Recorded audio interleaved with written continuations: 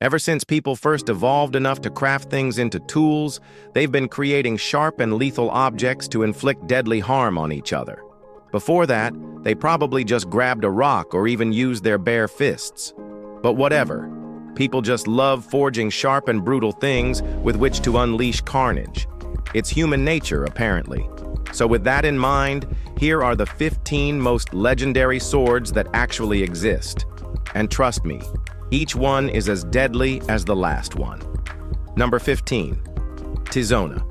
When a sword doesn't even need the word sword in its name, it's usually because its legacy speaks for itself. Tizona is one such weapon. It's believed to have been wielded by Rodrigo Diaz de Vivar, better known as El Cid, the iconic medieval Spanish knight. The name Tizona is etched into the blade and means firebrand, though it may also have just been a term for sword in general. One popular tale claims El Cid won it from King Yusuf of Valencia. According to medieval poetry, Tizona's power would change based on who used it, and only a worthy warrior could unlock its true force. The blade is 36.8 inches long and weighs about 2.5 pounds. While there's debate about its authenticity, scholars believe the blade itself could date back to the 11th century. Today, Tizona is housed in the Museum of Burgos, Spain, a weapon of legend, myth, and historical mystery, still linked to the man who helped shape a nation. Number 14. Kusanagi no Tsurugi. This sword holds a vital place in the imperial regalia of Japan and is housed alongside other sacred ceremonial artifacts at the Ise Grand Shrine. It's only removed when a new emperor is crowned and ascends to the chrysanthemum throne. The sword is poetically named after the wasp, specifically the shugonbachi, referring to the elegant decoration that adorns the blade. The Ise Grand Shrine is considered so sacred that regular people are forbidden from entering its innermost grounds. The shrine is devoted to the sun goddess Amaterasu, also revered locally as Jingu. The complex includes 2 principal shrines surrounded by 123 additional Shinto sanctuaries. It is also said to house the sacred mirror, another component of the Japanese imperial regalia. These ceremonial items, while deeply symbolic and hidden from public view, are completely recreated every 20 years, following exact specifications. According to Shinto belief, new versions hold greater divine energy than the old, reinforcing the sacred renewal cycle. Number 13. Norimitsu Odachi. Now for a truly monstrous blade. This sword is so massive it seems it was made for a literal giant. Forged in the 15th century, this Japanese sword measures a jaw-dropping 12.37 feet and weighs an enormous 32 pounds. The exact reason and function for this sword remain an enigma. This style of oversized blade, known in Japanese as an odachi, is sometimes referred to as a field sword. It belongs to a category of long, curved weapons that far exceed the length of standard swords. Most odachi blades measure between 35 and 40 inches, though rare examples stretch up to 6.5 feet. But this one? It's completely in its own league and has even veteran sword collectors scratching their heads. Was it made for a giant? Was it decorative? Or was it just a case of a swordsmith seriously miscalculating the proportions? Well, either way, it remains an extreme outlier in the world of sword making, and no one really knows what to make of it. Number 12. Napoleon's sword. Napoleon Bonaparte led France to a crushing victory at the Battle of Austerlitz on December 2nd, 1805, defeating both Austrian and Russian forces. That battle paved the way for his dominance over Europe in the decade that followed. The sword Napoleon carried during that battle was a stunning piece, ornate, elegant, and unmistakably his. It was crafted between 1803 and 1804 by the renowned Parisian goldsmith Martin Guillaume Bianet. Though Napoleon owned many swords, this one became the most iconic.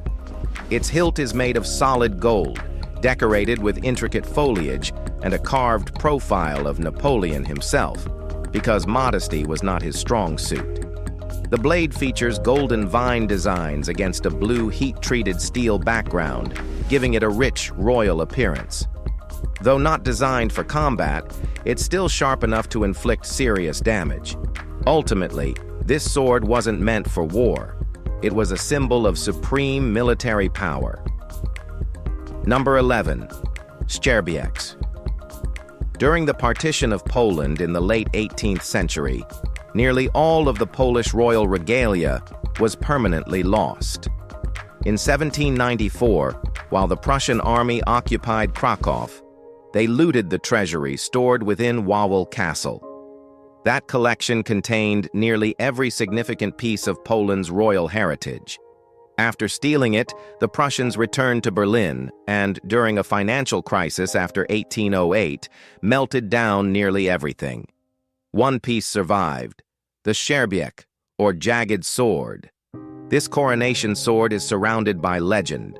Some claim it belonged to Bolesław the Brave, Poland's first king in 1018, but actual records trace its first ceremonial use to the coronation of Władysław the Elbow High in 1320. It remained a deeply symbolic artifact. In 1920, the sword was returned to Poland from Russia, and in 1939, to protect it from the Nazis, it was sent to Canada for safekeeping. It didn't return home until 1961. Now, it's back at Wawel Castle. Number 10. Ulfbert swords. The Ulfbert sword is one of those weapons that has left historians puzzled and sword experts speechless. Created with craftsmanship far beyond what should have been possible for the era, this blade defies logic. Forged by Viking hands, it carries the name +ULFBERHT+, etched right into the steel. But the kicker is this. These swords were made using a technique that wouldn't officially exist for another 800 years. Around 170 of these swords have been discovered, dating from 800 to 1000 CE. But to forge them, the iron would have needed to be heated to nearly 3,000 degrees Fahrenheit, a temperature nobody thought medieval blacksmiths could reach. The steel's purity is almost modern, more in line with industrial production methods from the 1800s. So what gives? Were Viking smiths way more advanced than anyone imagined, or is there something we're all missing? Number 9. Shichi-shito. This is another Japanese sword, but this one's a ceremonial relic believed to have been gifted by the king of the ancient Korean kingdom of Baekje to the ruler of Japan. It's thought to have been forged in Korea sometime between 18 BCE and 660 CE. The blade has 6 branch-like spikes extending from the main body, with the tip acting as the 7th.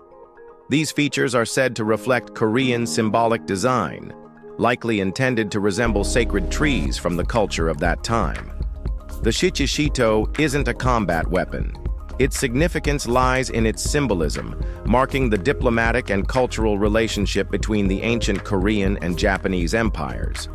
While the original blade is preserved under protection, a detailed replica is on display at the War Memorial Museum in Seoul. It remains one of the most visually distinctive ceremonial swords known, not for its battle history, but for what it represented between two ancient powers. Number 8. Khopesh sword. The khopesh is an ancient Egyptian blade shaped like a sickle, and no, it's not just for looks. This curved sword could be between 20 to 24 inches long, and that hook wasn't just ornamental. The inner curve could be used to trap an enemy's arm or yank away their shield. The outer edge, razor sharp, was perfect for all the brutal slashing and hacking that warfare demanded back then. The design gave soldiers multiple tactical advantages in close combat. This wasn't a weapon for finesse, it was a tool for tearing through chaos. Depictions of the khopesh date all the way back to 2500 BCE, making it one of the oldest known swords on record. The weapon is believed to have evolved from earlier battle axes, keeping that distinctive curve that made it so deadly. When you think of ancient warfare soaked in sand and blood, the khopesh was likely right in the middle of it. doing what it was made to do: destroy. Number 7. Kampilan. This is the kampilan, a single-edged sword traditionally used in the Philippines. The blade is broad and tapers dramatically near the tip, making it wider and thinner at the end than at the hilt. These swords are massive, usually measuring around 36 to 40 inches in length, far longer than other traditional Filipino weapons. The bifurcated end of the blade and the shape of the hilt are meant to resemble a crocodile, a creature often symbolically tied to strength and danger. Forged from laminated steel using a Damascus-style pattern welding process, the blade is both beautiful and deadly. The scabbard is typically wooden and wrapped in rattan fibers, materials light enough to allow the sword to be drawn quickly in battle. Due to its length and weight, the handle is longer than average to counterbalance the blade. Today, while still used ceremonially, these swords are awarded annually to the top graduating cadet at the Philippine National Police Academy. Number 6. Sword of Gujian. In 1965, a group of Chinese archaeologists excavating an ancient tomb found not just a skeleton, but a wooden box sealed so tight it had survived nearly 2,000 years untouched. Estimated to be from between 771 and 403 BCE, the box contained a sword, now known as the Sword of Gujian. Unlike most ancient weapons, which decay and rust over time, this sword looked untouched by age. Its blade was still intact, its surface untarnished. When tested, it could still slice clean through 20 sheets of paper. That's not just preservation, that's perfection. Forged from tin bronze, the blade's material and the nearly airtight box both likely contributed to its survival. But even with that, the condition is astonishing. The weapon is linked to Gujian, king of Yue, a ruler from China's spring and autumn period. And the sword's existence is less about legend and more about undeniable physical proof of how advanced ancient metallurgy could be. Number 5. Katana. This is katana, a ceremonial blade used exclusively for the coronation of British monarchs. It's one of the crown jewels of the United Kingdom, and it's famously known as the Sword of Mercy because of its squared, blunt tip, meant to symbolize clemency. While several versions may have existed over the centuries, this one appears in records dating back to the coronation of Queen Eleanor of Provence in 1236, when she wed Henry III of England. The sword appears in many later coronations as well, often getting confused with other ceremonial blades from the royal collection. The one used today was forged between 1610 and 1620, made specifically for the coronation of Charles I in 1626. And considering how that reign ended, executed by sword, surprisingly, this blade remained the one of choice. But monarchies and their rituals follow their own logic. This same sword has been used at every coronation since James II, still wielded today as a symbol of royal mercy. Number 4. Kusanagi no Tsurugi. This sword from Japanese mythology is more than just a weapon. It's a divine emblem. Known as Kusanagi no Tsurugi, it's said to have been given by the sun goddess Amaterasu to her grandson Ninigi when he descended to Earth to rule Japan. This legend is what gives the sword its mythical weight. It represents the sacred bond between the imperial family and the gods, reinforcing the emperor's divine legitimacy. The Kusanagi is one of the 3 imperial treasures of Japan, along with the mirror and the jewel. While this version of the story is rooted in myth, it directly connects to the real ceremonial blade kept hidden at the Atsuta Shrine. The myth and the physical sword are essentially 2 halves of the same legacy. One lives in legend, the other in ritual. So although the mythological tale can't be proven, its symbolism is still active today. Number 3. Urumi. The urumi is a rare and fearsome weapon from Kerala, India, dating back to the Sangam period. It's essentially a flexible steel whip disguised as a sword, an incredibly difficult weapon to master. Because of its danger to both the opponent and the wielder, it's considered the final weapon taught in Indian martial arts. Known as Urumi Kathi in Malayalam and Surulval in Tamil, its name comes from words meaning coiling or spinning sword. The blade is crafted from long, ribbon-like strips of flexible steel, often sized to the user's arm span. A single handle can carry multiple blades. In Sri Lanka, versions with up to 32 whips are wielded in pairs, one in each hand. The hilt is typically made from iron or brass, often capped with a protective disc. It's not just intimidating, it's terrifying. Whipping through the air with slicing arcs, the Urumi turns swordplay into something closer to a storm of steel. Mastery requires absolute control. Number 2. Excalibur. This one is soaked in legend. Excalibur, the legendary sword of King Arthur, is one of the most iconic blades in Western mythology. In some versions, Arthur pulls it from the stone, proving he's the rightful king of England. In others, it's given to him by the Lady of the Lake, symbolizing divine right and magical power. Both stories refer to it as Excalibur, yet they sometimes treat the two swords as separate items. Myths tend to contradict themselves over time, and Arthurian lore is no exception. But one thing is clear: Excalibur wasn't just a weapon, it was a symbol of destiny, honor, and rulership. It represented a king chosen not by blood, but by fate. No one really knows if there was a real blade that inspired the myth. Still, the sword's image remains etched in pop culture, books, films, and legend. Whether myth or truth, Excalibur lives on, as more than steel, as the story of a king made by a sword. Number 1. The Wallace Sword. Another legendary weapon, this time from Scotland. The Wallace sword has long been tied with William Wallace, the freedom fighter whose story was later popularized in Braveheart. It's been displayed for years at the National Wallace Monument in Stirling. Measuring 1.63 meters in length and weighing about 3 kilograms, it's a beast of a blade. To have wielded it effectively, Wallace would have needed to be at least 6 feet 7 inches tall, which is unlikely, considering most Scottish men in the 13th century averaged about 5 feet.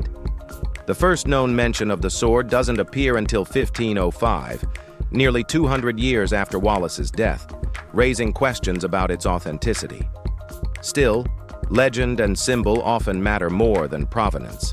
Whether or not it truly belonged to Wallace, the sword remains an enduring icon of Scottish identity, rebellion, and heroism. And while historians might still debate the details, the weapon's cultural significance is indisputable, especially in a land where stories and steel go hand in hand. If you've enjoyed this video, be sure to like, share, and subscribe. Thanks for tuning in, and we'll see you soon.